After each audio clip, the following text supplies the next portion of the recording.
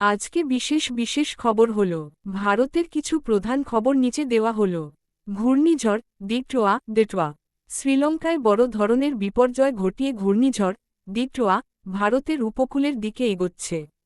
এর প্রভাবে তামিলনাড়ুর উপকূলীয় জেলাগুলিতে ভারী বৃষ্টিপাত এবং ৯০ কিলোমিটার বেগে ঝড় হওয়ার সতর্ক জারি করা হয়েছে এবং কিছু এলাকায় রেড অ্যালার্টও জারি আছে।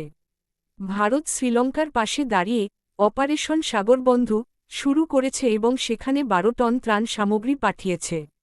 বিমানের সফটওয়্যার ত্রুটি এয়ারবাস এ৩২০ বিমানের সফটওয়্যারে বিশ্বজুড়ে ত্রুটি দেখা দেওয়ায় ভারতে ইন্ডিগো এয়ার ইন্ডিয়া সহ প্রায় ৩০০র বেশি বিমানের উড়ানে সমস্যা হতে পারে।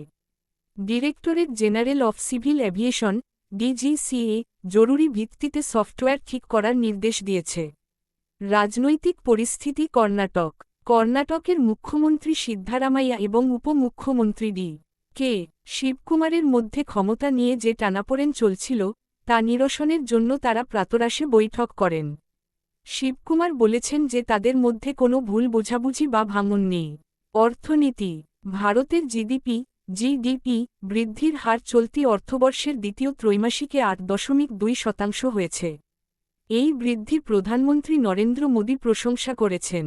নির্বাচন এবং বিতর্ক পশ্চিমবঙ্গে ভোটার তালিকা সংশোধনের প্রক্রিয়া স্পেশাল ইন্টিগ্রেটেড রিভিশন ঘিরে বিতর্ক ও উত্তেজনা চলছে।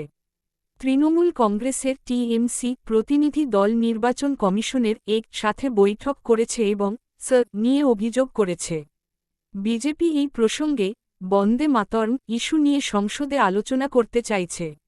অন্যান্য জমিয়তের সভাপতি মৌলানা বলেছেন অত্যাচার হলেই জিহাদ হবে এবং তিনি সুপ্রিম কোর্ট সরকারের চাপে কাজ করছে বলে মন্তব্য করে বিতর্ক সৃষ্টি করেছেন। আদানি গ্রুপের সঙ্গে একটি সালিসি কার্যক্রমে হাইকোর্ট নিষেধাজ্ঞা দিয়েছে।